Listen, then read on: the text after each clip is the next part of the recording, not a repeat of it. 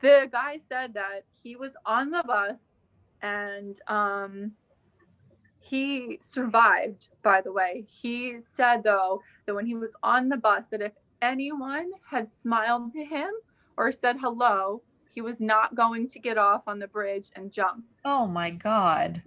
And no one smiled and said hello, and he jumped.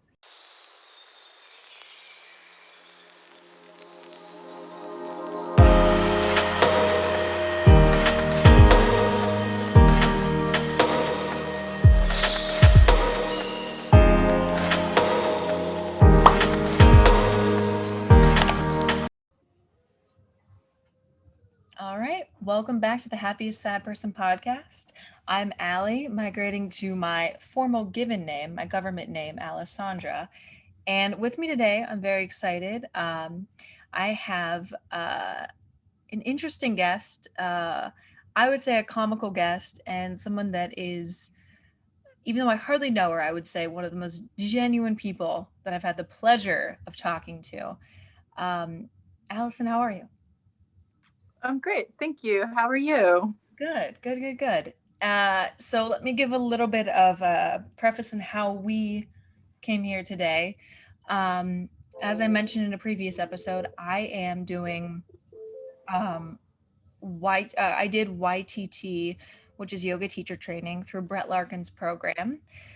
And we had an ever-present person in the chat with us, another fellow YTTer. And I wanted to have you on today because I think the world needs more of your positivity, genuine kindness, and a desire to help the world. And I think that, I remember a specific class that we had where you sort of opened up and discussed some of your issues and insights. And I don't know, I think that it would benefit whoever's listening to sort of hear your story and just hear your perspective.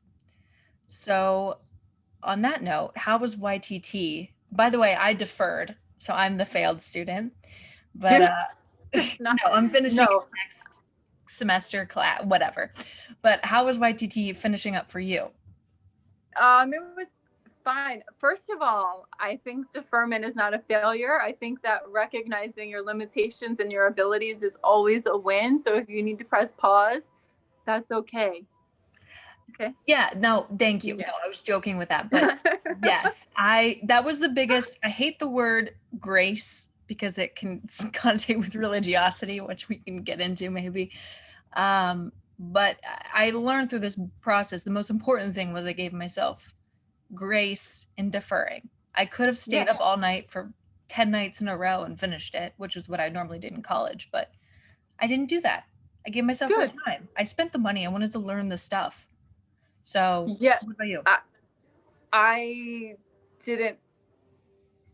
Yeah, there was so much stuff to be learned in such a small window of time that it definitely felt very overwhelming in the beginning before I found my own like flow, pun totally intended, because that's what you call them in yoga class. I love that. But the end was like, there was like very much excitement. And then when the book arrived, there was like, oh my God, overwhelming, because it's, again, was massive. And then there was like a little bit of anger. I don't know if you felt this way, and I have no problem going on record anywhere saying this because I put it in my review of her class. I felt sort of baited and switched from what her marketing offered as to what we actually got. Like, and again, this might sound surprising or come off surprising because I was ever present in the chat, and I try to live my life ever present. If I'm going to do something, I'm doing it full on, and I'm helping everybody come with me as best as I can. I did not really feel that we were actually taught anything. Like, I will not say that I regretted the experience in any way. I'm very grateful for having had the opportunity. And this pandemic is actually what gave me the amount of time necessary to be able to do this, especially when I realized, okay, you're going to have to teach yourself. Like in all the emails, they tell you that are like long-winded and weird text and like, italicized and big and bold and small. And then like, they always tell you, don't email us, check your syllabus. But the syllabus was wrong. The syllabus was wrong on very many occasions. And I emailed them about that. And their response to me was, check the syllabus. Oh, wow. Really? Yeah. And then like, it was marketed as like, it was supposed to be very intimate and small. And we had over 200 people in our class. And that's not intimate or small. And there was never like if you go back and you watch a lot of the classes, they don't teach you anything. It's like, and I have nothing wrong with therapy. I'm a full advocate of therapy. It just felt like it was like therapy sessions for people. And yes, I'm glad you said that, because on the day that I was teaching, I remember this because this was the day that you shared, but it was also like more of a that should have been the one day where it was a little bit more of a mixture. But I went like first to as our student teacher days, we would have to sort of like talk in on Zoom and give our insights, basically. yeah. And for that reading, it was a spiritual text about yoga called the Sutras. And I wanted to get it over with. And so I went first and I did a very boring take on what I had learned from the sutras. Connected a little bit to my life because that's how some of the guided questions were. Little did I know the next person after me talked about how they lost a baby or something. Yes. And I don't know, to me, that was a little uncomfortable because it was like just too, it was like very recent. It just felt a little too raw for 200 people. And I respect everyone has different comfort and boundary levels and whatever. The way you shared was great. And I think that's why it also stood out in my mind. I literally wrote a note to myself and by the way, in my phone saying, get this girl on because she's really cool and a good storyteller. By the way, I think you should somehow do stand-up comedy at some point, even one open mic in your life, because I think that's such a key part of storytelling. But yeah, it felt odd. I was like, I wanted to come to that call and really get in depth with the information because I'm a nerd. Like I like learning about things, and it did feel lacking. But go ahead, continue on. Well, no, the same. Like there were, I think, 2 calls in which I thought were going to be that way. The ones where we discussed both books. Those were the 2 calls that going into this, I thought these were going to be the therapeutic, because it was so deep, the material. And they were literally talking about them as get to know everybody and connect with everybody type of class. But like, I'm a huge geek too. I'm a huge geek, especially about anatomy. And like the whole first part of the book was anatomy, which I find so important when you're doing anything basically, but especially yoga, because people think it's just you stand there in this pose, but if you do it wrong, you're literally going to like rip your shoulder or your psoas muscle or whatever. And I found right from the beginning, I was very off put by one of the only times that I was called on to ask questions, which is maybe why I didn't think I was as ever present as you thought, except for the chat. But she like put a stop to me asking questions right away because I questioned her. And her, I don't know if you remember this. Yeah, I questioned how and why we sent in pose photos with no medical history or anatomical history or surgical history or illnesses, why they were asking for only one fraction of a human. Like you can't look at a photo and judge whether or not that pose is correct. I mean, there are certain things that are very wrong, like that you can tell immediately, like if someone is like booty popping too much, or if someone's like neck is craning. There are certain things in which, but like me, I have very bowed legs. So when I do wheel, my feet appear to be like this. But if you actually check my physical anatomy, my legs and everything are very straight. It's just one. I'm using me as an example because I'm me and I know my own body. And like, so it's like, I can't speak for you. I couldn't say, I mean, because we've never practiced together. And even if we had, I still don't have the right, unless you tell me, Allison, can you say so and so for me? I would never speak like to your body or your comfort level. And I had a question about that because also I have like endometriosis and PCOS and like not officially diagnosed fibromyalgia or lupus. They can't decide. So nobody wants to tell me what I have, but whatever.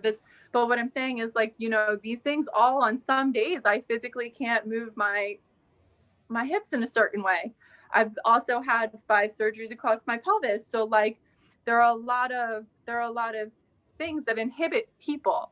And what I'm saying is if I'm sending you one photo of me without telling you anything, how are you going to tear it apart? And like how we don't even have discussions on it. You just pull up a thing and it was so, what's the word I'm looking for? Not intimate, like clinical. And she said to me in the middle of my question, because I said, I think that we should send photos, that people should send photos with their physical capabilities or their physical, this is what I said. And she said to me, this is not a private yoga class, Allison. So, you know, just go look at the videos or whatever, is something that she said. But I was appalled. First of all, we paid you lots and lots of money to actually be taught things. And you're teaching us a whole lesson on anatomy and how like certain positions aren't accessible for every person. And then you're telling me it's not a private yoga class when all I said was we should send in like what are physical, like, you know, I have bowed legs, I have a torn hamstring, my shoulder locks, when you send in your pose photos, you should send in a description of yourself.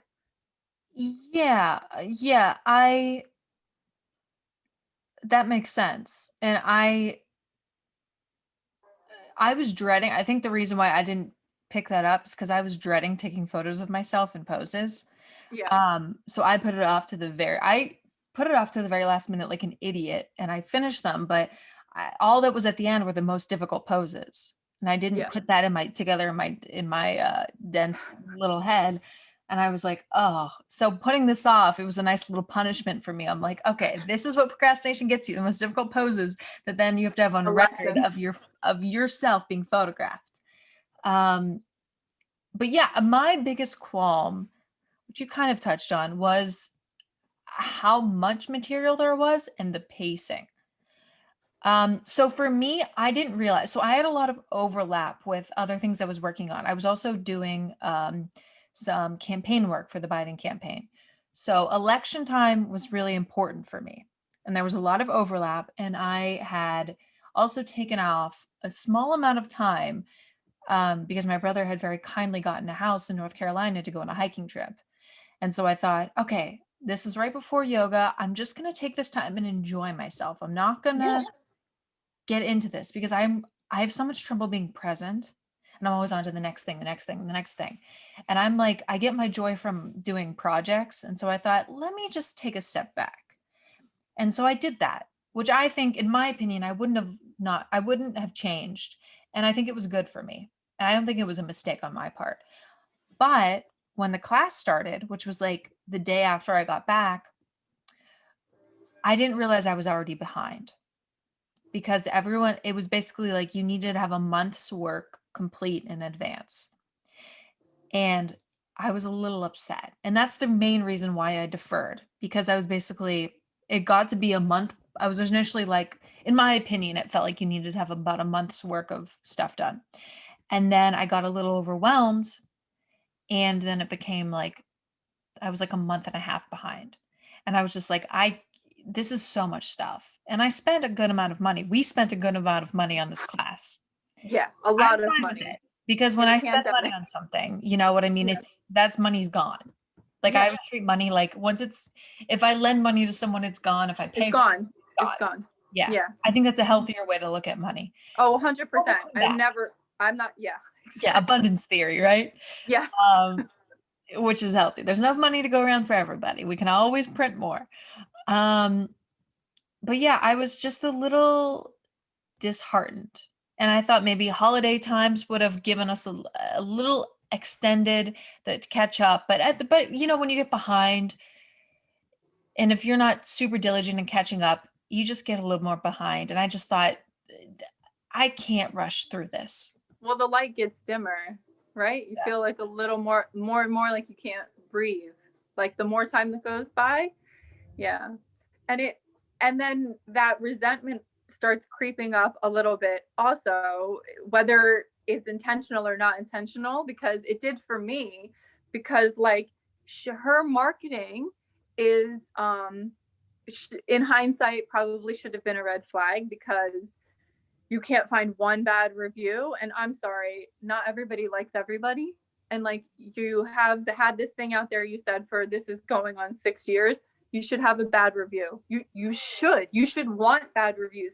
I want bad reviews. I love how my husband calls me out when I'm an asshole. Tell me. I don't always know that I'm being an asshole. Like, tell me. Like, right? Healthy, yeah. She should want to know. But I couldn't find one bad review, but it was just like, it's so intimate. And then you watch the, like, this is what a teacher training call looks like. And none of our teacher training calls look like that. Where did you find that information? In an email she sent with like links about, well, cause I had signed up for like her, more information. Like before you sign up for the class, there was yeah. I did that too. There was just so much. And like you said, the different fonts. I'm you know, I do graphic design here and there. I you know, am a writer. And so you should never put like 4 fonts, different fonts, noticeably different in a text or information. Like your eye can't focus on that. No. And like, I am, not OCD, but I am like, this is supposed to be professional. Personal, intimate is what you're saying, but also still professional, because it's like an extension of you. What you put out there with your name on it is an extension of you. And there were so many typos, and I mean, whatever. It's just all like hindsight things that I should have been like, red flag, red flag, red flag. I mean, at least it wasn't like in this shitty red flags you ignore when you're like 16 years old and boyfriends.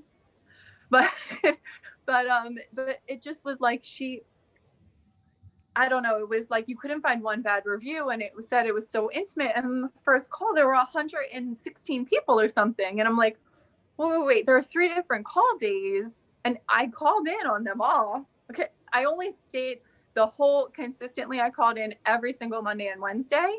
Wow. And I took Saturdays for myself. I think that was the only way in which I was able to stay on track. Where I fell behind was the books. I didn't finish either of the books, full disclosure. I skimmed through things, like I read like, oh, this looked interesting or whatever, but the pace was insane. Like you have to know like 7 chapters for one call, and then every single day was a different 7 chapters. So you need to know like 21 different things in 1 week. But my also thing was like, none of the material was like reviewed in any of the classes. Like, again, it felt like therapy sessions. They picked like a handful of favorites, which fine, honestly, probably fucking inevitable in life in general. You can have your favorites, but like, you also can't let your favorites dominate and talk about their own personal problems the entire time, when like you're supposed to be teaching us anatomy, but you don't teach us anatomy, and then you don't teach us neuroscience, or you don't whatever we were supposed to be learning was not reviewed, was like never reviewed. And they spent like the first 30 minutes doing meditation and therapy. Then they spent 30 minutes reviewing 2 pictures. And also, they never even showed you what they actually wanted. Like some photos they'd say is absolutely perfect. And I would look at it and be like, that's not perfect. That's not perfect at all. But then maybe it is perfect because I don't know, because she didn't say anything about her like limitations or her capability or whatever. But I don't know. But back to those post photos, part of my problem too was like we were required, right, to turn in these photos. We were required to turn in a meditation, and we were required to turn in the practicum. Yet the only thing that they were required to do was grade our practicum. Like, if we're required to turn in material, you better give us feedback. Like, we're Wait, supposed to learn. sorry to interrupt you. There was no there was no feedback on the meditation? No, Oh, no, really? none. Like I said, I haven't Why? finished yet, so yeah, I Yeah, missed the ending. That's none. And they will not give it to you. And I in the chat went off. Not because I think my meditation sucks or is great. I'm very indifferent on the meditation that I turned in. But like, it was the first time a lot of people had ever written and recorded a meditation. And they ignore so many questions that they don't want to answer. I don't know if you noticed that. Like, if you throw questions in the chat. Yeah, every question I asked was ignored. Or answered by me, probably. Yeah, weirdly enough, I think you answered one of my questions, and then Yeah, somebody else was kind too when I asked something twice and answered it for me. yeah. But So yeah, she like if I felt a little dismissed. Um, yes, yeah, especially like the one day I shared something, like I don't remember what it was, but it was just like, but it just felt a little dismissive.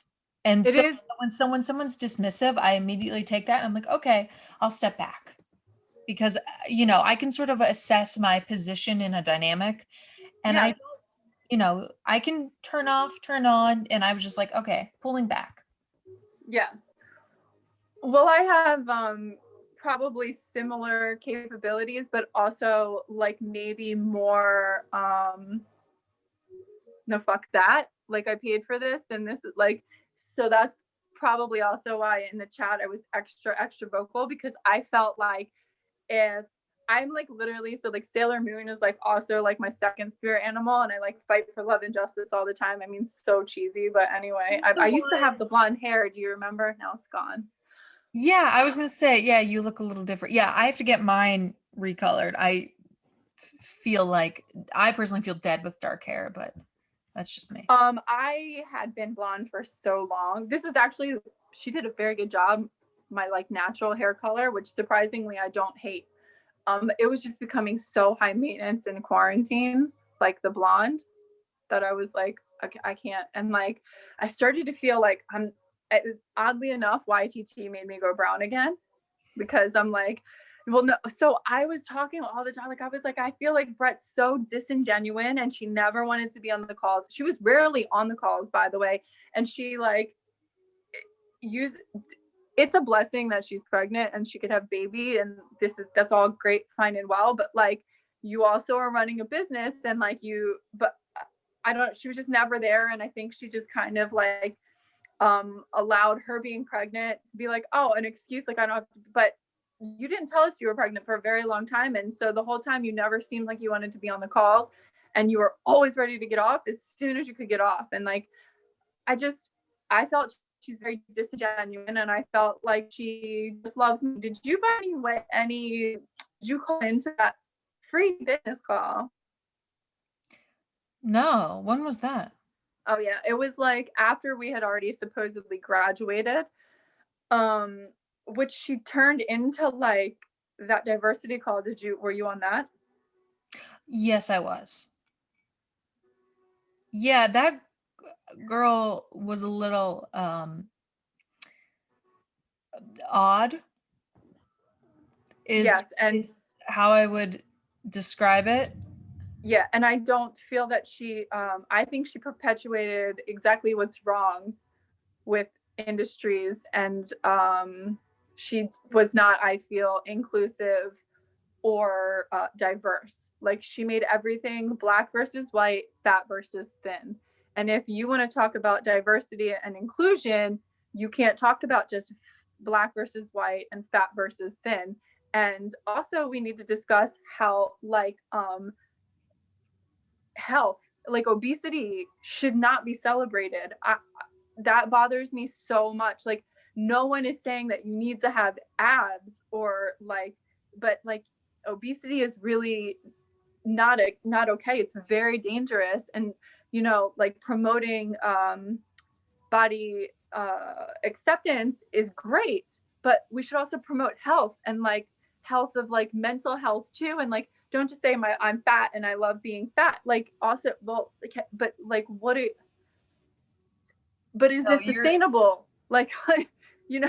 Okay, you can do splits and all this stuff. That's fantastic. What do your insides look like? Again, not just but also to the thing, you could have a 6-pack and still be skinny fat. It doesn't mean, they talk about fat versus thin. There's so much in between fat versus thin, because there is visceral fat that is not seen to the eye, and people who are anorexic have tons and tons of visceral fat, which is the biggest killer. I told you I'm a geek with this stuff. I love it. I in high school I did a year shadowing in the ICU, and I sat in on heart surgeries and amputations, and I was planning on going to med school for interventional cardiology. I wanted to party in college, so I did not do that, but I still feel I would have been capable of doing that. It just wasn't in the cards this time around. But yeah, I am of the belief that you can appreciate where you are in this moment and the body that you possess, because that is what you currently own. But work to make it the best version of it that it can be for yourself.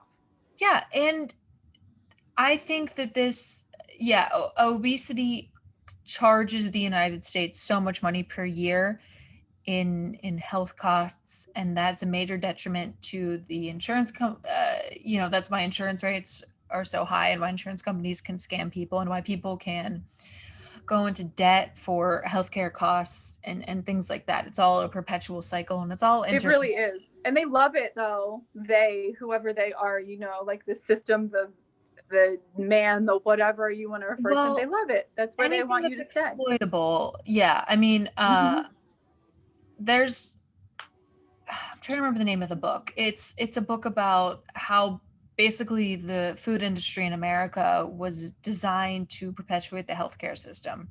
Of course. That's why they talk bad about being vegan. Yeah. And how food lobbyists have basically taken over, government in a lot of ways. And that's something I want to get involved with down the line. But yeah, back to sort of the concept of health at every size, which I don't agree with. No. I personally like myself when I'm thinner. I'm wearing a baggy sweater, so you can't really tell. But, no one believes me when I say how much I weigh. People are like, no way, you don't weigh that much.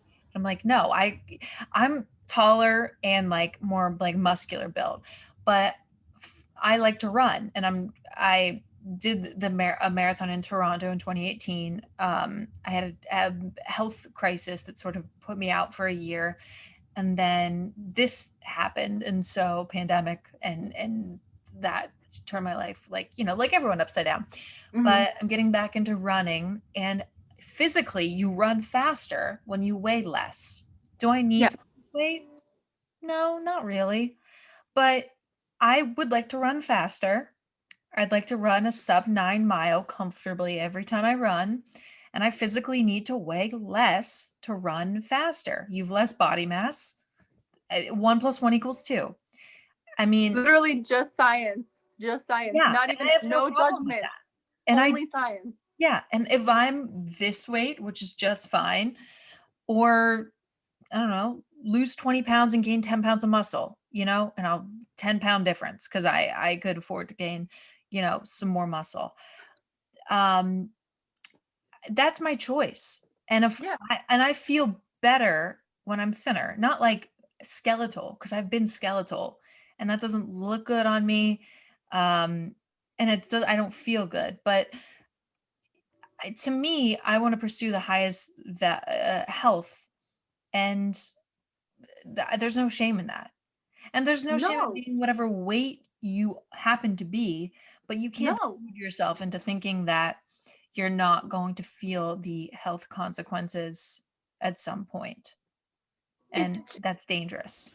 it's so dangerous. Like scientifically, it is unhealthy to carry extra weight on your Mhm. scientifically. It doesn't mean that you can't be a happy person or okay with who you are. Like, I guess, but I say I guess because to be fair, I've never been like obese, so I can't, I can't speak like to that. Although I can say like after my first surgery, I put on so like the hormone flux. They had put me in menopause when I was like young, like 21 years old, Wow. and then they put you in like medically induced menopause. They stop your everything, and then because they wanted to like stop the growth of tumor. I mean that was 21, and then again at 27. But at 21, after it happened, I just kept putting on weight. You know how they say women when they hit menopause they like gain weight. Mhm. But this was something new for me because I hadn't changed like my diet or my exercise, and so I in that aspect. But just I don't know. Part of me questions even that though. Like if you are physically unable to, like you said, run faster or go upstairs without like being winded, or like if you're physically unable to do certain things because of your weight, or you're gonna have to take medication because of like issue, like are you really that happy with who you are? Do you know what I mean? Or are you blocking something? I don't know. It's like very deep stuff I'm talking about. Like, did you like put a block up inside of you that you're not even willing to like look behind? Because I try to understand like we were talking about this a while ago, like a little while ago. I try to always come from a place of understanding, but I still can't understand like how people could be okay being obese, No, or I agree. conversely, the extra super super super skinny, like that when you're too weak to do things or Well, you're too fat to do things. It's too, I don't know. We should just balance, and balance I know is like the hardest thing in like life, right? But well, yeah, the anarchist in me says, in a consumer capitalist culture, how on earth could we find balance, and especially in America? yeah, But well let this, me circle back, yeah. because what brought you to YTT, and what were your three favorite things about it? Let's um end that conversation on a positive. well, I got the certification is a big positive thing, right? Because whether or not that's necessary, because it's not. Did you know that you don't really need certification to teach yoga? Yes. Yeah, But you can but get a Yoga Alliance certified. yeah, but also like I don't know. The world loves certifications because it says that you like took the time to like learn these things. They don't. It's like they'll take you more seriously if you have a certification instead of just as your word. Mm-hmm.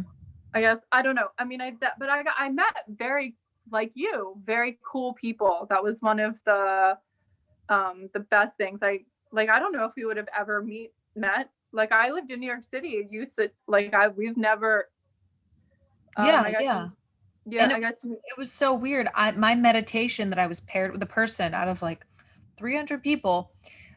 I live south of Pittsburgh at the moment, but she lives in Pittsburgh and grew up yeah there. yeah And who would have ever guessed, of all the places, two people. So I will say that was, and we emailed each other, and at some point after the pandemic, because she's bi-coastal at the moment, mm-hmm. um, we might meet up. And she's like a Yeah 50-year-old lady, but like, who would yeah have ever guessed I would have ever, do you know what I mean? Come no across that same person.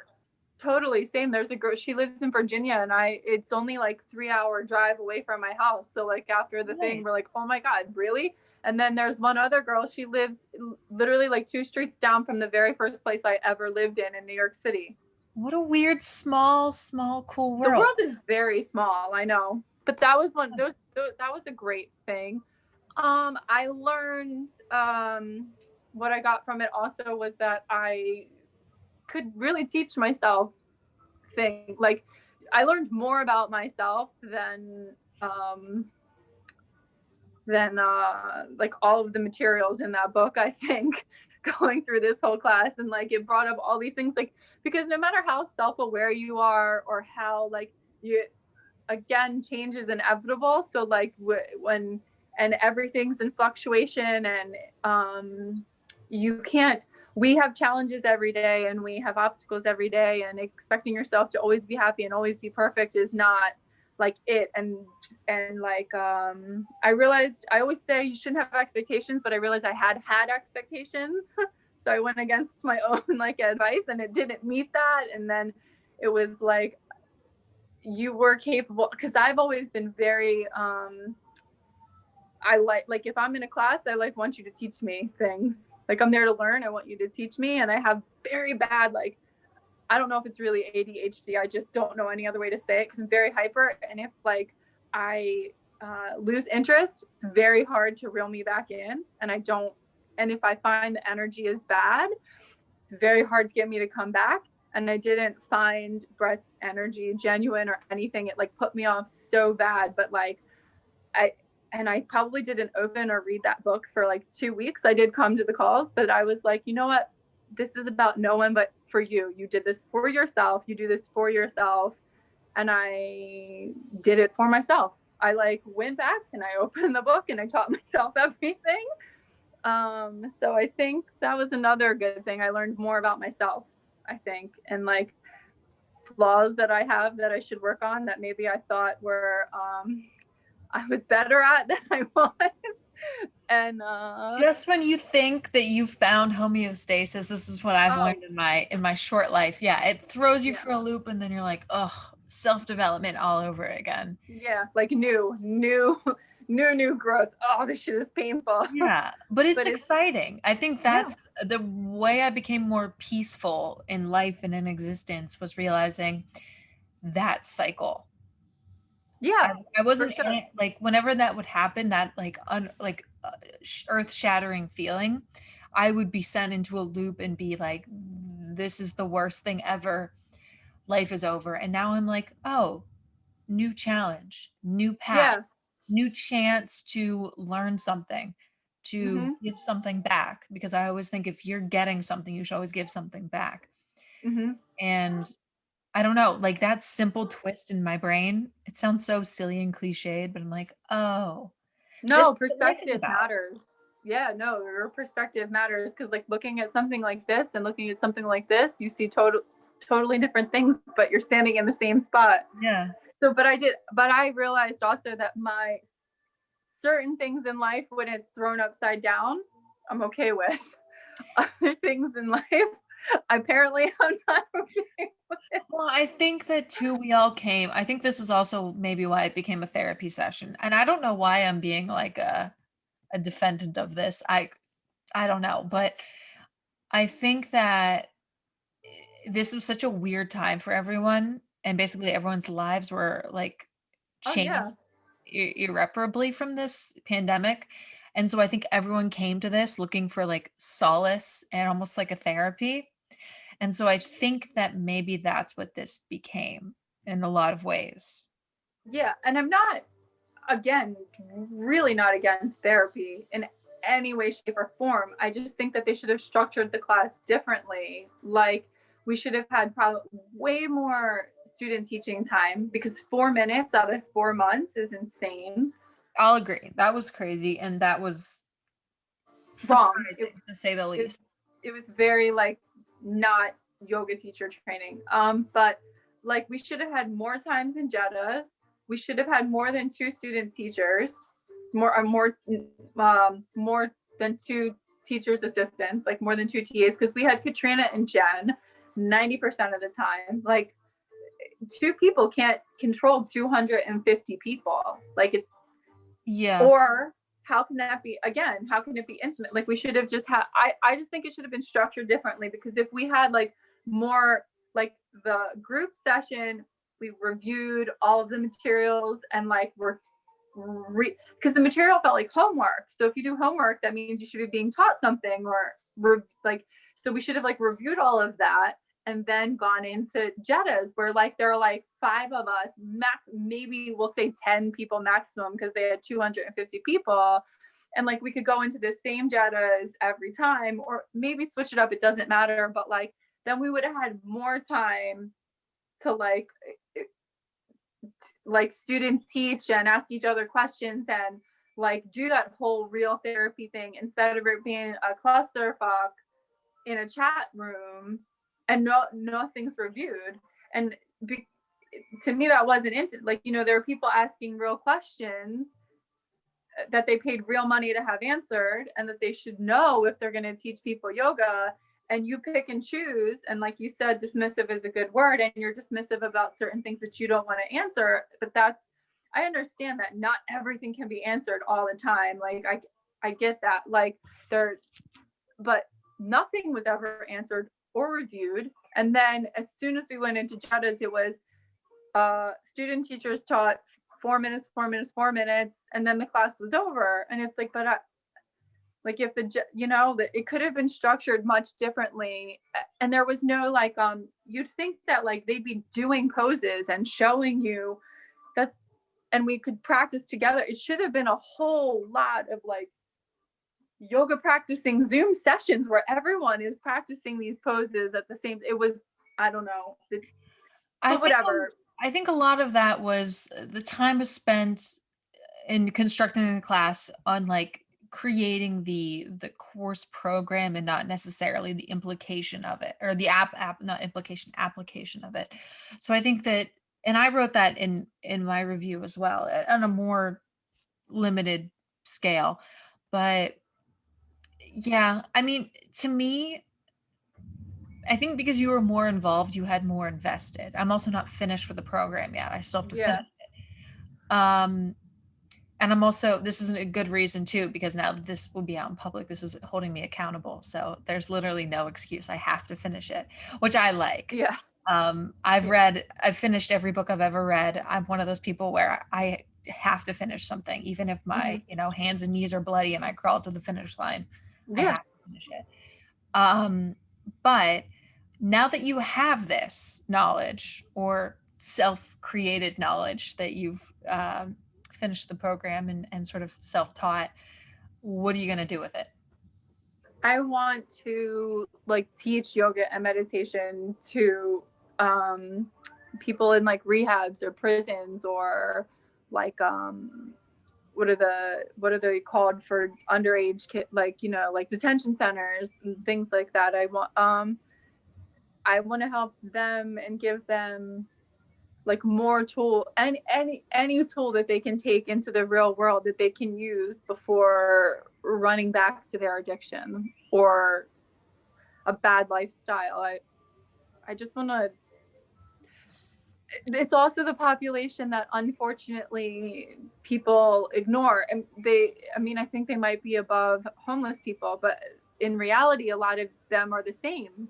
People who end up in prison and people who end up in rehabs probably also eventually become or were homeless, right? So, but people just think that these people are all degenerates or all, but that's part of the problem. They're human beings, and like you're sending them to a center that you call rehabilitation, but you're not rehabilitating them. Like to rehabilitate people, they need to be given tools that they can utilize, like functional tools that they can utilize in their personal life, in the real world, and this situation or that situation. And also they need to know that people believe in them, that like I believe you think no one believes in you, I believe in you. That simple statement to anyone can change someone's life. You hear this all the time. There was I don't remember what I was watching. It was like a show actually about suicide or talking about, but the guy said that he was on the bus and he survived, by the way. He said, though, that when he was on the bus, that if anyone had smiled to him or said hello, he was not going to get off on the bridge and jump. Oh my God. And no one smiled and said hello. And he jumped. He survived. Like very few people survived jumping off the Golden Gate Bridge. But that's what he survived jumping off the Golden Gate Bridge. Yeah, it's like almost no one does because they like break their back, their neck, their everything. Yeah. But he said that like he wouldn't have jumped if he had remembered like vividly that all he was searching and searching for someone to smile or say hi, and they didn't. And that like breaks my heart.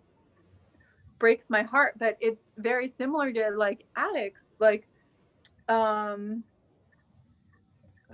all, I mean, I think there's ultimately you need to find strength within yourself, right? But like we are all human and we all need other people sometimes. And sometimes when you're not strong, the other person you can find or uninspired or whatever, you can find inspiration in the light and support of other people and knowing that they believe in you, even if you don't believe in yourself, can be like just the like, you know, when you're rock climbing and there's all those like little, it's just like, oh, now I see that one thing that I can use to lift myself up is that could be that for someone. And I hope that I help at least one person find that like foothold or that handhold or something.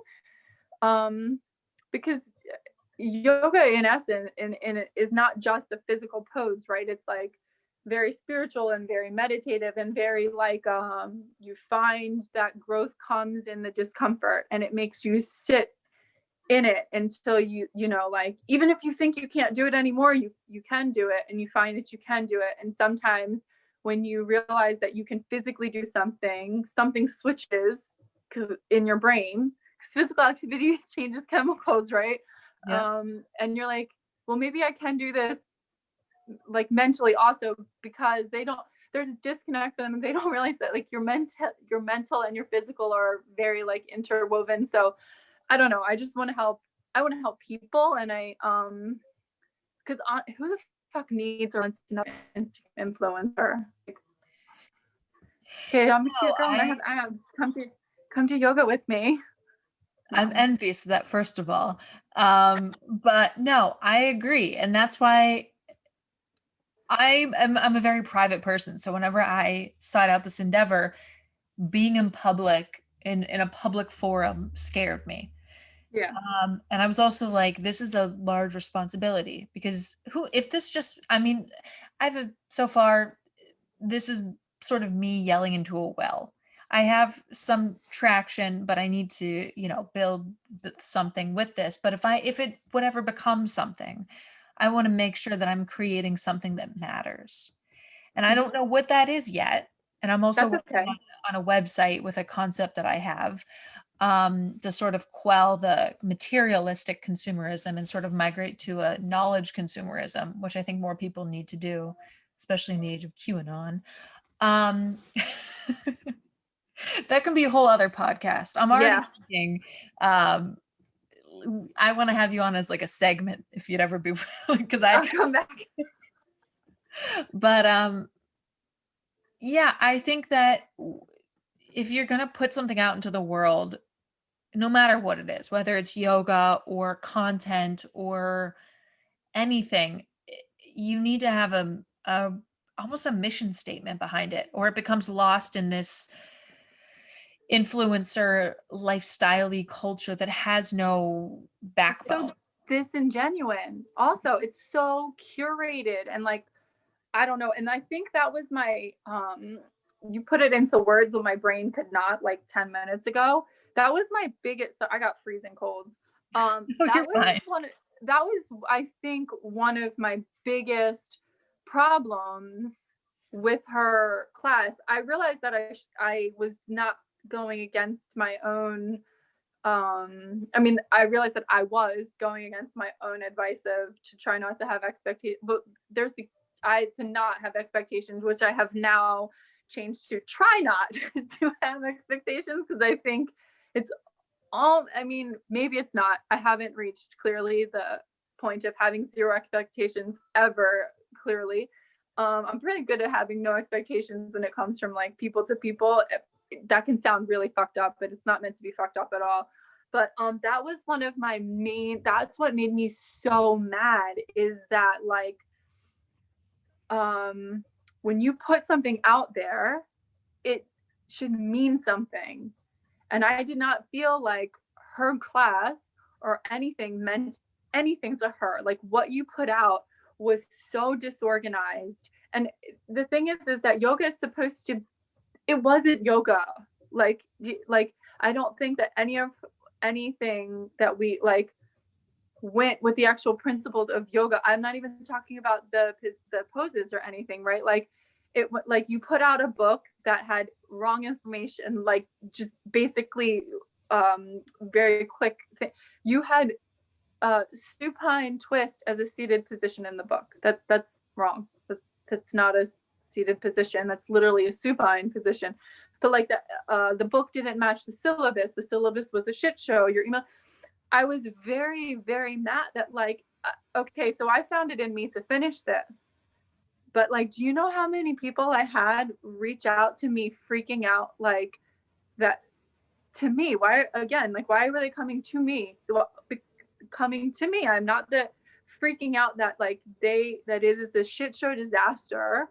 This is not like, you know, so it made me so mad because like not everybody has the strength to put it together and finish it themselves. I mean, I'm very glad that I did. I don't know if I question that. And again, that can sound arrogant. It's not meant to be arrogant. I think I knew I was going to finish it no matter what. But not everyone has that capability, but it was just, I don't know, that made me so mad. It felt like you put your name on something that meant nothing to you and you just threw it out there so you could take our money. That's what it felt like. And that to me is gross. Like I gladly paid you that money, but you just took it and then you turned around and left and didn't care that it was a disaster. Like there was no consistency. Apparently there are also 2 different versions of the book floating around. So whether they even matched is beyond me. Yeah. Some of them had a spiral binder and some of them were like mine, like this one. Oh, look at all these tabs. Oh, wow. Yeah, girl, I was on it. When I tell you I taught myself all this stuff. Yeah. Wow. My notebook looks the same. The tabs upon tabs. And I drew diagrams. Oh my God, wait, let me see if I can find them for you. But I just felt like here's my spine diagram. Oh my God. Yeah, you really did. Yeah, I went hard because you don't mind me asking, what did you get on the exam? You don't have to tell me if you don't want to. Oh yeah, I got like 355 or 360 out of 370. Oh my God. Well, yeah, you put in the work, you deserved it. Oh, my abs. I went crazy. Girl, I'm telling you, the erector spinae, but which also looks like a vagina. I was gonna say, what are you drawing over there? I know, but this is what your erector spinae from far away looks like a vagina, everyone. Yeah, everyone, science alert. Yeah, that is hysterical. That's what they really do. That's what I need to do to learn more. Just to do those diagrams. So I think the next session will start up soon. Yeah, I'm gonna do some diagrams because do diagrams. That'll get it into my brain. I can send you these diagrams if you want. You already did them. I'll totally take photos and send them to you. I have no problem. Actually. I will. And I felt like this should have been actually a part of this book. She should have had diagrams. But well, listen, I think that, I didn't mean to cut you off, but I think that from passion comes really great things. And I think I obviously have passion. I think down the line, you need to create your own version of a course. On a small scale and then expand upon it, because if it's done properly and managed, that can become really incredible, not passive income because you'd still be a part of it, but that can be a really great longevity thing that gives you meaning and purpose. Yeah, I think that, well, thank you. That's a great idea. I was thinking about that too. And what I was thinking about like when I was in my like really angry phase, because I think that like anger is acceptable if it's a catalyst for change. Like you can't live in the anger. You can like feel the feeling and then figure out, because anger is like a secondary emotion, right? Like it's like covering other emotions, but sometimes you really just got to be angry and say fuck. Like that's sometimes you do. I think that was another thing, because originally yoga got passed down like a guru would pick a student and Yeah, for and free. that's what I loved about yoga too, is it became this sort of, it started as sort of like the quintessential oral tradition. Like, you know, how Yeah, every story was like an oral tradition, and then it was passed down, and it was sort of this physical oral hybrid.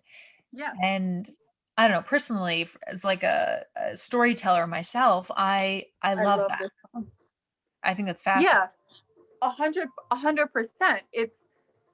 It started like, I, and then it got okay. I have to go back because I got distracted again. I'm very hyper. Like a parent, I didn't realize I had music playing. Like I had forgot, and then one of my like favorite songs came on, and so I got all distracted. Sorry, I didn't even realize it was on until this came on. So I'm trying to turn it down. No, you're Um, fine. I didn't thanks. even notice it, but I, I'm the opposite. I'm like too focused. I'm like a laser focus. I have this crazy ability to appear like I'm paying zero attention, but know everything that's happening. I have no Andy still to this day. We've been together almost 6 years. 6 years. We'll have met in April. Like we met a week before my birthday 6 years ago. Aw. I I love him. He still to this day though is like, I have no idea how you do it. Like he'll tell people like you can't sneak things by her. My mom even will tell you I will appear like I am like total, like I will be like and like look nothing, but I have awareness of everything. I don't know where that ability came from, but yeah. So it was supposed to be like, okay, pause on that. We'll get back to that. Can we? So talking about diversity and inclusion, that should have been brought up though. Like you want to talk about black versus white, fat versus thin. Like, how about we talk about how and like cultural appropriation, but you're not even talking about how this entire country is culturally appropriating yoga. That yeah, that felt a little weird as well Well, because sorry, I totally interrupted you, but maybe this will sort of answer your question.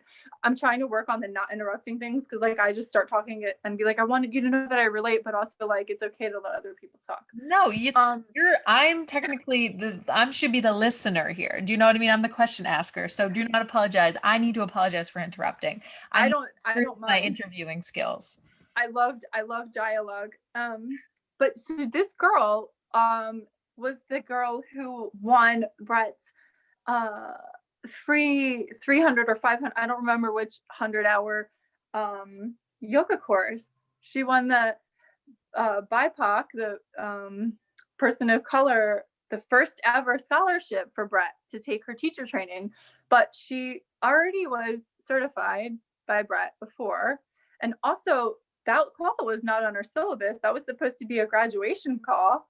And then she just threw it in there, I think, to try to make herself look cool to go along with what was happening politically at the moment. And I thought that was such poor taste. Like, that was in such poor taste. Like, you are the whitest white girl ever, Brett. Like it's this again, it's just the facts. You're just like the whitest white girl ever, and you just plucked who already had hundreds of thousands of followers, and the girl definitely told us that she was a micro influencer. She loved that fact about herself. Yeah, it You felt plucked, also a little bit like self-promotion. it was self promotion, and it was like who, and then also how, oh, and I have 2 master's degrees and I'm sipping Starbucks, but your internet doesn't work. I don't know. Anyway, it was like so it was just like so confusing to me. That whole call was so terrible. But okay, but back to the whole like a guru would pick a student and then teach them, and they were not allowed to teach until the guru thought they were good enough to teach. And that is not what happened. She just literally herded 250 plus or minus a few people through handed out certificates like fucking confetti to every one of them. And a lot of them sucked as like teachers. Like when we were in like Jeddas, I've been practicing yoga, and that's not to be mean at all. You can give constructive yet empowering criticism to people so that they could, and it's not even their fault. It's not even their fault. Like, again, we've only taught for, this is the only opportunity you have to teach 4 minutes, and we're in a pandemic. Who the fuck are we teaching right now? Like, we were supposed to be teaching these classes. Like, I'm a high risk person. Where am I going? Where am I going to teach people? My husband hates you, but bless him, he did it with me. Oh my God, I will send you our video and the outtakes if you want. Yes. Yeah. At one point I was like, where are we shooting? And he said, in our bedroom where we always shoot. And then I humped him. So then anyway, that was that. But I was just like, this went from being such a sacred, rich cultural thing to completely commercialized and commoditized. And maybe that's not a word, but whatever. And we were like a farm for your bank account. And we just got, no matter what you did, as long as you turned in the stuff, and by the way, your pictures aren't going to be reviewed, and neither is your meditation, we're giving you a certificate. Glad you told me that, because weirdly enough, I had actually, so I'm trying to get into filming more. Mm-hmm. And I shot some B-roll that I was going to sort of splice together to create sort of like an aesthetic video. And that's great. What was stressing me out is because I was going to do like a very layered edited video. Mm-hmm. And I was going to do it as the snow was falling, and it was going to be this beautiful 10-minute meditation. And I wanted to do well because I thought it was great, because I'm a nerd and I take school seriously. And yes, we're kindred spirits in that nature. Yeah, we are. Oh my God, we're like riding that same way. Because I take school, like school was the only thing I was good at. And then that's why I had a mental breakdown after college, but that's beside the point. But you can't identify yourself with one thing. You identify yourself with yourself. So no matter what comes and goes, you are still intact and enough. Well, thank you. And this is why you should teach a course. It's your life, your choice, but I'm just. No, one day, honestly, I won't lie. I was trying to be somewhat humble. I literally said to Andy like 800 times, I should just fucking teach these people. He's my husband. I love that. I sort of like the strongest man takes over the pack sort of situation. Like if I can see that if I'm in a group and there's no one leading, and if I feel like that dynamic is good, I'll step up and lead, because I think that shows at our most primal level who's dominant in a situation and who's not, who's capable and who's not. Sometimes it ends poorly if someone's too dominant or aggressive. Well, because the secret is who's the most adaptable. And if you are adaptable and strong, then you can lead. When you are not adaptable, your strength will break you. Yeah.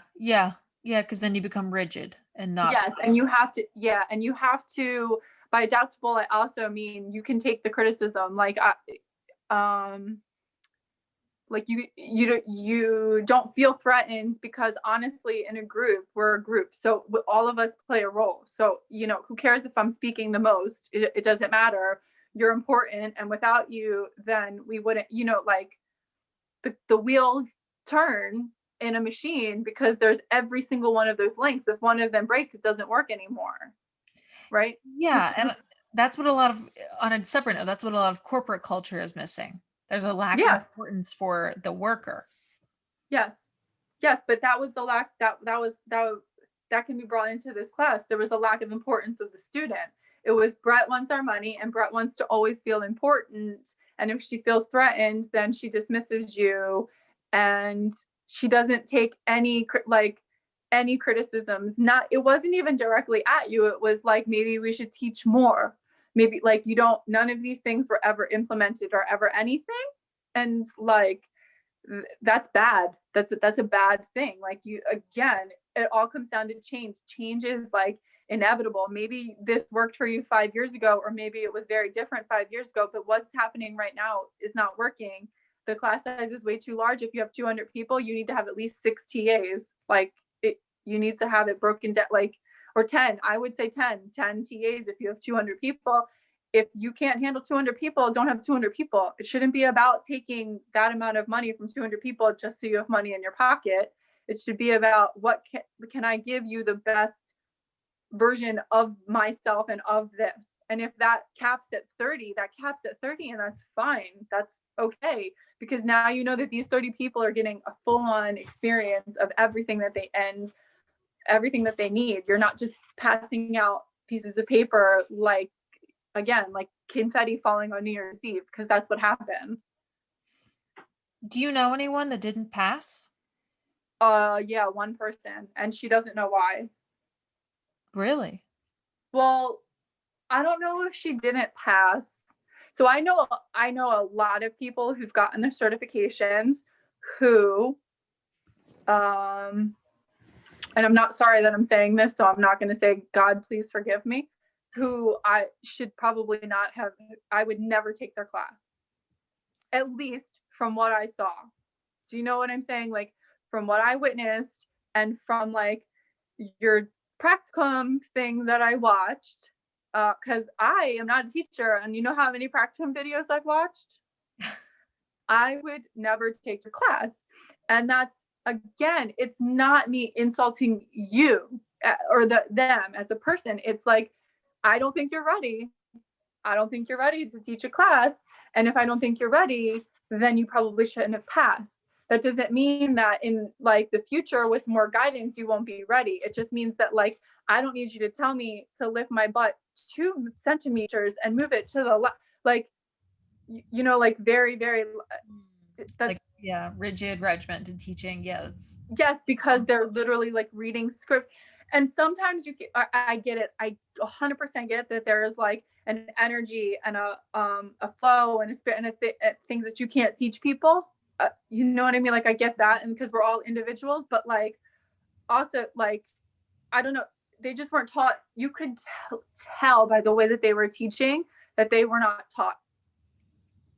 That's just what I mean. Or they had zero experience. Like, I was very blessed in some ways that I have practiced yoga for 10 years, right? 8. yeah. Right. In that aspect.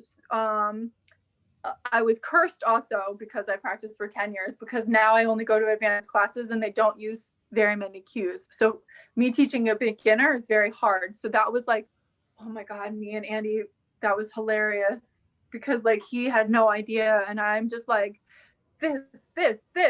And he's like, No. and then I started doing that, using too many words. Like, what? Yep. Yeah. And he was like, okay, this is too much. So I had to find, like, so for me, teaching beginners was hard, because I've only gone to advanced classes for so long that, like, I'm used to just next side, other side. Sometimes they don't even talk. Like, you know, so. Yeah, because you know so well, and they take that for granted. And so, yeah, that was one of the important things. I'm someone that I can get a lot from simple concepts. I can sort of Yeah. extrapolate it in my brain. So, weirdly enough, a lot of the most basic things we learned, I liked the most, because they were like triggers in my brain. So when I heard, oh, beginners are the hardest to teach, that then I was able to like unpack that and be like, yes, because they don't know the poses, they don't know the Sanskrit, they don't know this, they don't know that. And so as I've been teaching my mom and my sister a little bit, and then my brother and his girlfriend over Zoom, because he doesn't live in the city I live in. That simple thing has been able to like stand for so many concepts in my brain. But Yeah. a lot of people don't think that way.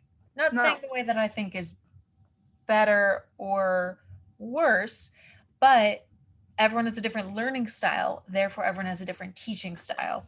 And it's hard to tailor a program for 200 people. Yes. And it's hard to tailor a program for 200 people when there are some holes in material. And so Yeah. I think that at the base level, I think I'm not trying to speak for you, but it seems like it's those two things that sort of let you down. And a sort of a spiritual and a passionate tie to the material. Because I Yeah, that. think that if you don't see passion behind someone's eyes, I don't care what someone's passionate about. If someone, that's another thing I want to do on this podcast is I want to talk to people that are interested and have passion about things I don't care about. I want Yeah. someone to show me how much they care and that I want to care. I don't care Under about model trains, but I want to hear about it if someone's passionate about it. You know what's the best thing about that is if someone else is passionate about it when they're talking to you, you become psyched.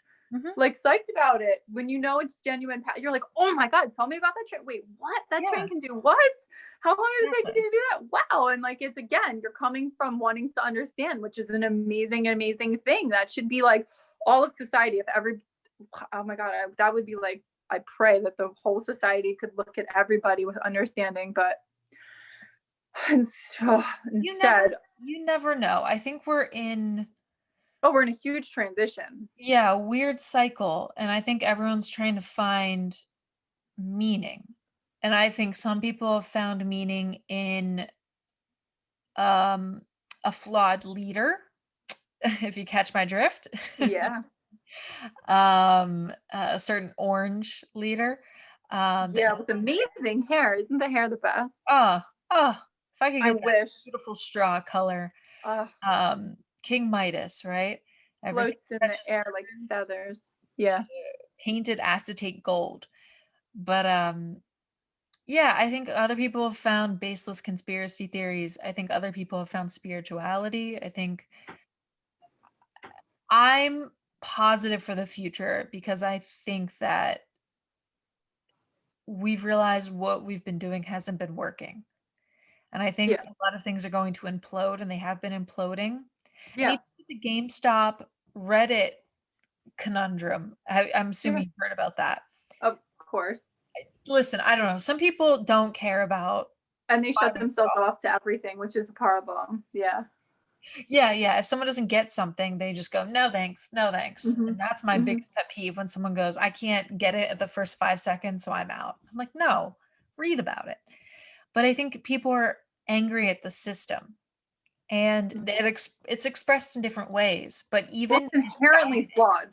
This system of this country, I mean, probably the world in general, but we live in this country, so we'll speak about this country right now, is inherently flawed. It's yeah, the way this country was started was horrible and horrific and evil and built on like rape and genocide and plunder and like, and then the government was written literally to keep everyone else down. That's how this country was started. So of course yes, it's bad. Of course the system's bad. It took, this is part of it. Like it took how many 400 plus years for people to start for mass amounts of people to really start seeing it. But this is how they're like, it's broken. It's not broken. This is what people need to understand. This is how it was written. This is exactly how this government was written, and how it's been like just constant oppression for people who weren't who they wanted to be on top. So I mean, and they, like we don't need. Oh my God, I don't want this to turn into like a whole political thing, although it could. But just it's like it's sad. Like most people don't know that Obama was funded by rich white Wall Street. That's who funded Obama. And like, you think they didn't know what they were doing when they put him there? That was 100% a chess move. Was I happy that people who were younger, who did not understand things, could see a man of color in office? 100%. Just like I'm happy that women can see a woman in a position of power. 100%. Does it sadden me that it has to be on the coat ends of a fucking like old white man? Of whatever, but step by step, right? But just they're all like, I don't know, the whole system is rigged, and how women get to places in that system and men get to places in that system, especially when they're minorities. If you know anything of how the game works, is sad, because you know that they've had to compromise many, many things to get to that position of power. because of how this system is written. And that's, wanting to be in power is also a whole weird thing for, I don't know, for me anyway. Well, yeah, they I'm say that talking like, everyone, no, nothing's off limits. I think it's so healthy to have these discussions because what is it? The three things you should never talk about: money, politics, religion. religion. Those are the most They should important things always to be talk talked about about. because Yeah. they dictate our society. And so I'm the epitome of making people uncomfortable. Me? You Oh know, my God. I have like uncomfort Tourette's, and it's like I can't help myself because when I see people pushing things down, it just worries me because it makes things unaccessible to talk about, and then they become taboo, and then this system, like the system you're talking about, which is such a vague term. It's essentially Yeah. our society, Yeah. culture, Yeah. government, all interconnected. Yeah. Um, takes that to their advantage because something's taboo, and they Yes. use it against citizens, people. Mm-hmm. Uh, and it's so dangerous. And so I think if we're more transparent, we don't need to be Yes. transparent about everything all the time, 24/7. No, you can have privacy. Yeah, but certain things need to be spoken about, and it's healthy to be spoken about because I think Sarah Silverman said if it's mentionable, if it's mentionable, it's manageable. Yes. And I love that concept. Well, yeah, because okay, so like things have to be named. You have to give them a name because then you can't ignore them, right? Otherwise you can say it doesn't exist. No, you have to, it has to be given a name. Like, and then then it's mentionable because now you know what to call it, and then it thus becomes manageable. It's like Harry Potter when you couldn't say Voldemort's name. It was all big. Oh my God, I love Harry Potter. I have like this Harry Potter glasses with I have lightning bolt birthmark. Oh, that's so cool. Yeah, Yeah. then you are the chosen one. Apparently, but he fucking sometimes annoyed me, even though I loved him. I annoy myself sometimes too, so I guess whatever, it's fine. No, I think that's healthy. I think if I find myself to be the most irritating, Oh, and it took so much to be able to, because I'm gonna have to listen to this whole thing back. And yeah, sorry. yeah. No, don't apologize. This is what I've done to myself. I've made this self prison. And I'm gonna have to listen to this back and edit it and then take notes to write the description and a little behind the scenes, if you will. But to be able to hear my own voice and get to that point, that's a big accomplishment because most people can't stand their voice. They have trouble watching themselves on video. Mm-hmm. It's when we're confronted with ourselves at The such like mirror. level. Yeah. Well, we don't even see ourselves properly in the mirror. Like No. we wouldn't recognize us if we walked down the street. Yeah, I heard that. Isn't that insane? But also it's because we have like preconceived notions of what we look like in our brain. And those sorts of things terrify me because I'm always afraid about how I come across to people. Oh, I don't give a fuck. Oh, I don't care if people like me. Yeah. But I worry about my issue. My thing is I want people to think I'm unique. I don't ever want to be considered mediocre. That's my weird, if we're gonna, unpeel the layers of the onion, that's like my big fear. I think if you always stay true to who you are, that automatically makes you unique, and that will come across. Well, that's okay. I'll work on that. Yeah, just because there is no one else like you. A million people have this sweatshirt, and a million people have these sweatpants. It doesn't matter how uniquely you think you put them together. I'm sure it's been put together before. That even if you don't know about it, just the only thing that can be unique is you. You are you, only you.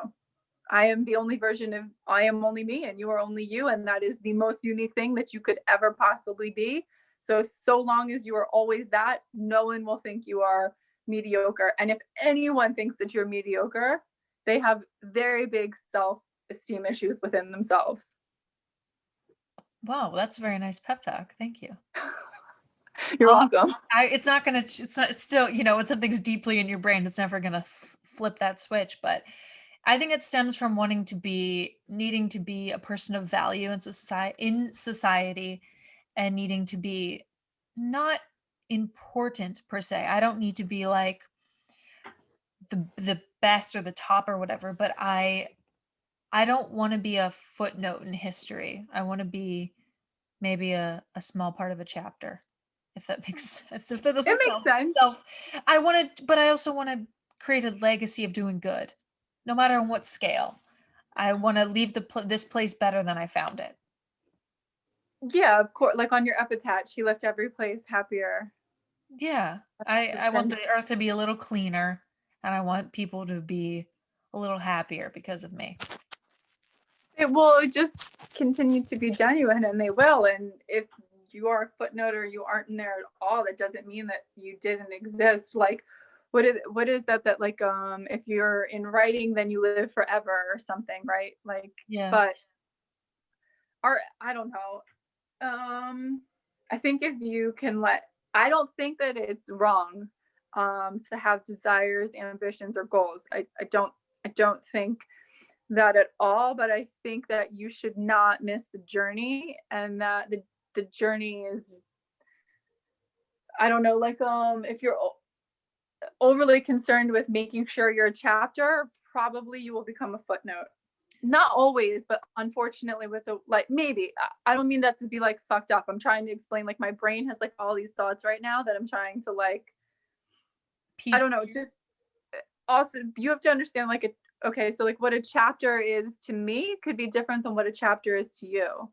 And what a footnote is to me could be different than what a footnote is to you. And so like maybe you are chapters for many, many people. Maybe you're a whole fucking book for like 10 people or 100 people. And maybe you're a footnote to someone like Kamala Harris.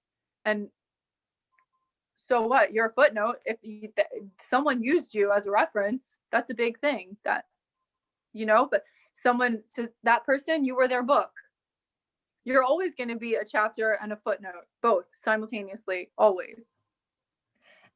And that's reality. And that's, how everyone has that thing, like in my logical brain goes, of course, duh. And then then the other part of you wants to like, the ambitious part of you is like, fuck this, I won't, fuck what she's saying, give me the whole damn world. I also think that's the thing, is I have all this like untethered ambition, and I think that I don't have anywhere to put it at the moment.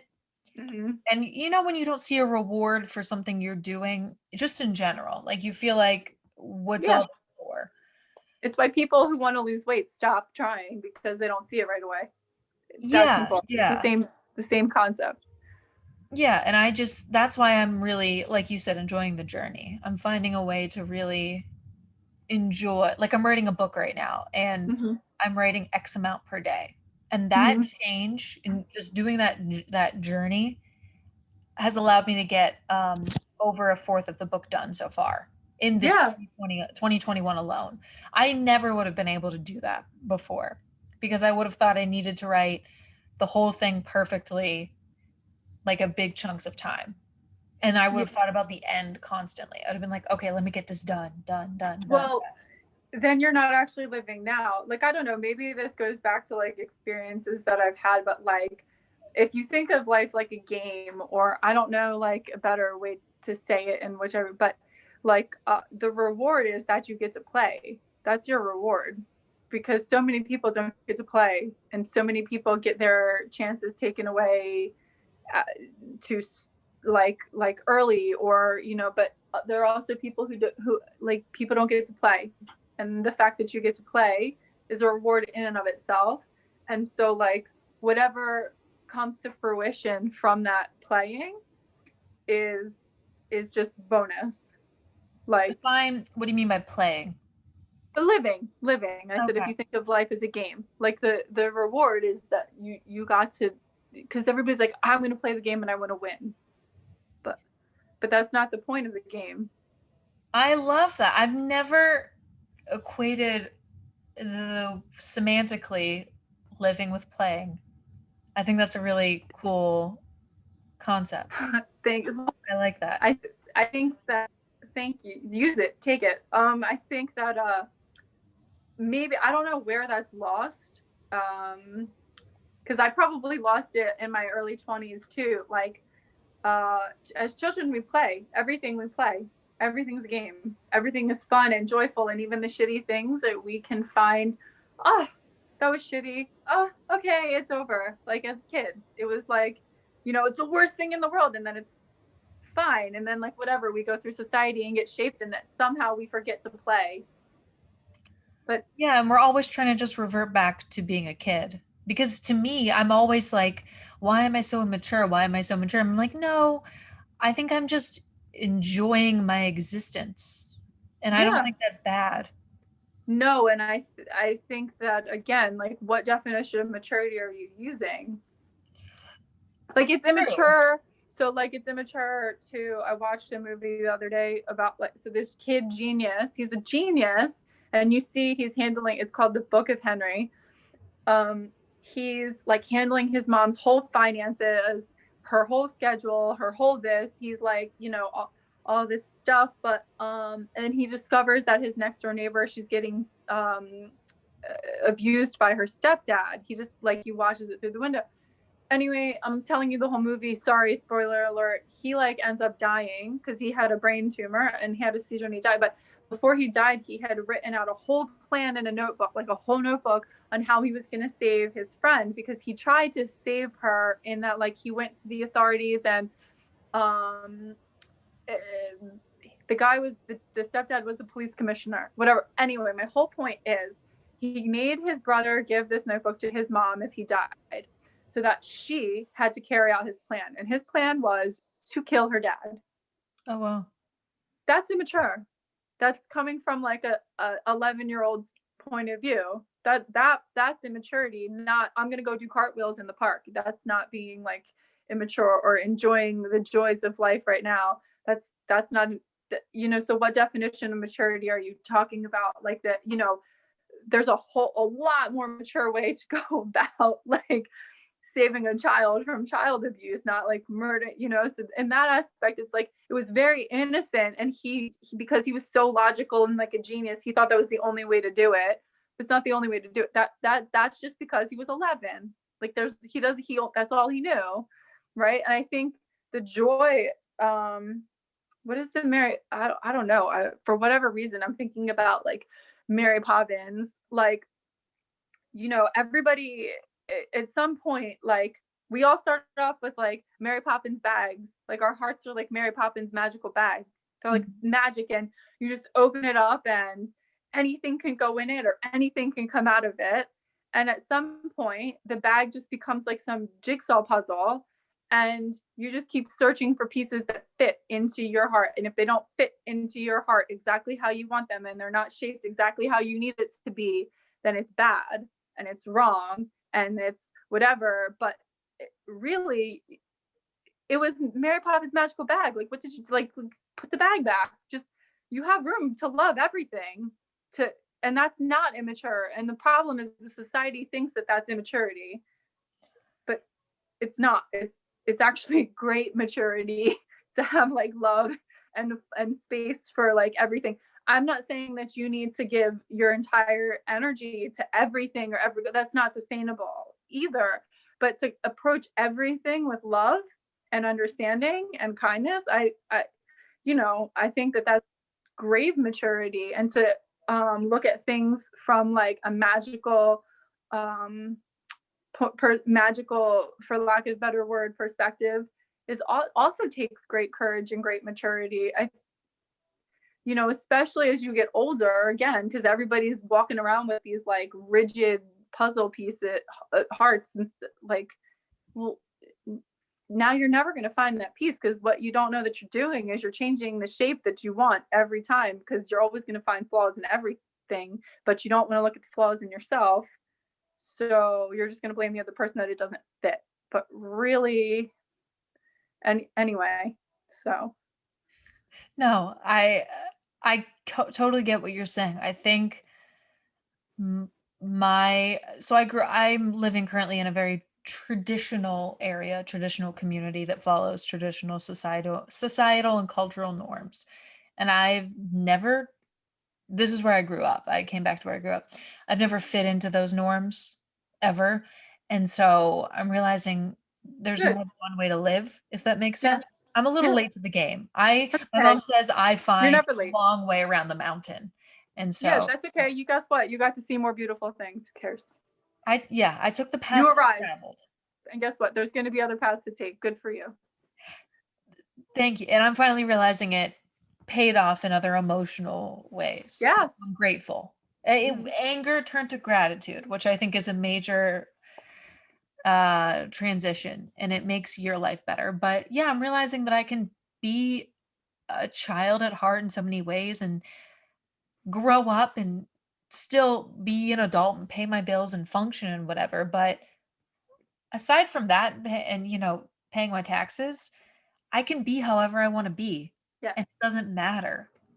And the prescribed rules of society, those are just prescribed. You take it or you don't.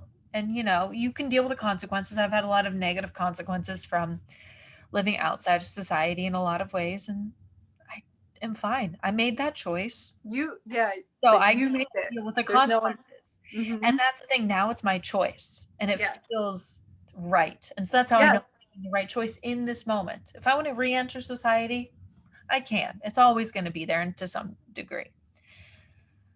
But I like the way you put the living and playing together, going back to that concept. So to end, we've been recording for over an hour and a half, and I love it. And we hit like 2 questions I think we wanted to hit, which I was only do. because I had no worry we were going to hit have enough to discuss, but I was like having a longer list to be prepared. But I end the podcast with sort of a random question that correlates with whatever we've been discussing. I need to find a more finite way of ending things, but this is how I'm doing it at the moment.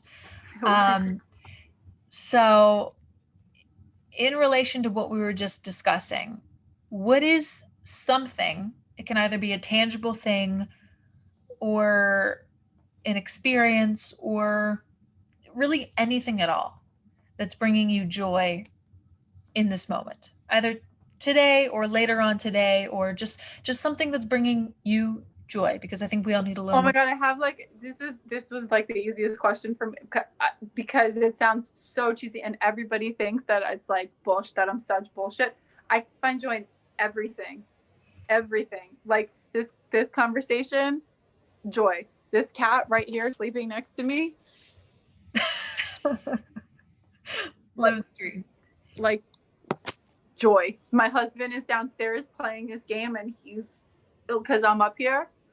I just knowing he's down there brings me joy. But the fact that I can breathe right there, I wake up every day and I'm already grateful. So people hear me say this, and you can ask any, not that I think that you don't believe me, but any person that like knows me, or I 100% practice what I preach. I 100% wake up every day grateful that I'm awake and joyful that I get to be here. So if you want to ask a different question, you can, but I'm telling you, like, I found joy that like my favorite song came on the television, and like I didn't even like, that was one of my favorite songs. Like I was like, oh my God, that was great. Like you saw me like get all like whatever. Everything, like I can make myself laugh. I don't know. Everything brings me joy. Like even if not in the exact moment, like, because again, I do get angry. I'm not, but people don't understand. I think people, it's, you can, duality is real. It's like you can be a happy human and your soul be happy and joyful and you're still upset. That's okay. You can still be, that's normal. That's more than normal. If you're not upset or angry or sad, like, how do you ever work through anything or grow? You don't. That means that your soul actually becomes darker and darker and darker the more that you are those things, the more that you pretend that those things don't exist. So I'm not saying like I can find like I can find joy, maybe not in the moment of things that piss me off, maybe not even for like 3 months or a year or whatever, but eventually, if you want to, you can find, like my saying is, there's glitter amongst ruin. You can find something good in every single thing if you look for it. It doesn't, and you don't have to like sit there and like search and search and search. Sometimes the best thing is to let it go and it comes back to you. Like comes, you know, emotional things and things that we've experienced in our life never disappear. You can either keep them in and work through them and make them part of your like magical existence, or you can let them haunt you. That's up to you. But you will find light in things if you look for it, because if you look for it, it's there. There is always glitter. There is always light. So I don't know. Even too much light sometimes makes it seem dark. You know, if somebody shines light in your face, like flooding you, it seems very dark at first. Too much. So, you know, but really then you're like, wow, this is amazing lighting. Thanks. I don't know, you know, once everything like clears out. As I sit with a bright ring light in my face. Oh my God, I have just a window. I have like no special anything. It's like our room and like my like Pop Funko collector, like a very weird, and the window of which I was watching birds too. We have I love it. If you turn, I can't turn because I am currently decluttering. I don't want to show you a disaster, but no, I have a little I collect gnomes. I have a little collection of gnomes over here and gnomes over there. But yeah, you I would show you if it wasn't so disgusting right now. But I glitter among ruin. I love that because that's why I call this the Happiest Sad Person Podcast, because I am weirdly the happiest person, but also the saddest person in a strange way. And for me, those two have always been such a natural dichotomy, but also a coming together, because you literally cannot have one without the other. You cannot define happiness without sadness. And there's art in suffering if you don't suffer for the sake of suffering. If you suffer and then move from it and learn something from it. And I love your concept of that. Now, to officially end, do you have anything to promote or anything that means something to you? I'm like, no, I don't like, I mean, like, I don't know. I think my promotion is if you got learn more about yourself. That's what I want people to do. Who gives a shit about me? Like, go, cool. I'm interesting. Cool. Thank you. Guess what? So are you. Like, that's what I want to promote. Like, go look at yourself. Look inside yourself. Do the shadow work. You want to find joy in everything? It is possible. Like, that's, people live in these like states of anger and these states of false realities now with Instagram and all of these things, and they see it just,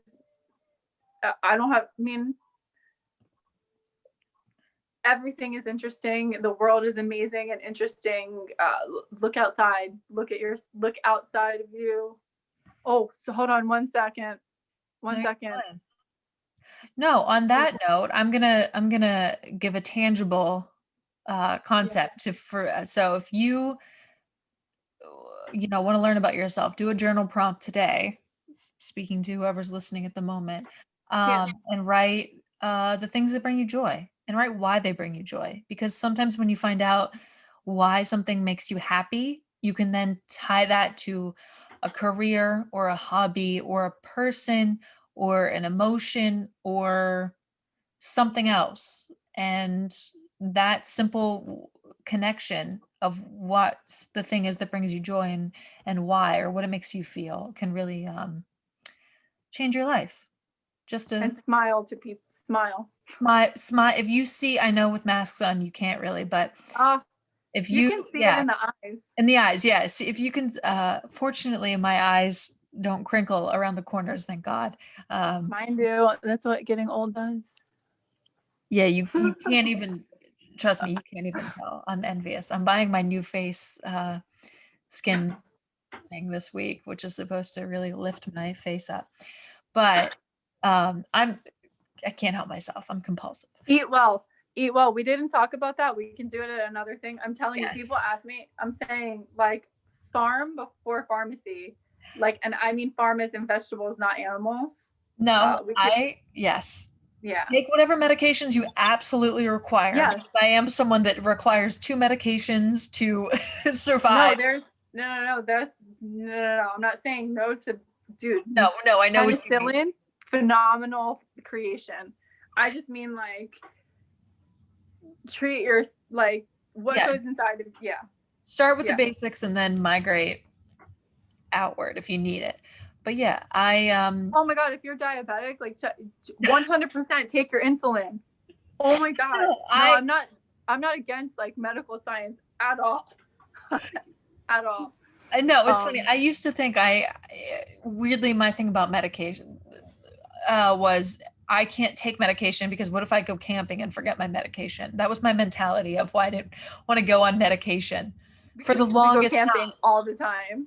Yeah, and I went camping in October and I take 2 medications and I took them. So I don't know why. I think it's this need to be self-sufficient. Is like I think I need to be like a cave person and live in a cave without any assistance, but that's absurd. But anyway, Allison, thank you so much. So much for coming today. And I hope you'd be willing to come back again because I have so many more things I want to talk about with you. Yeah, we could talk whenever you want. I hope it was okay for you. No, this was perfect. And to close out, thank you all so much for listening, watching, however you're getting this podcast. And if you have any questions, comments, concerns, you can email me at 11jacobsa@gmail.com. And I hope you all have an incredible, incredible day. Thank you, guys.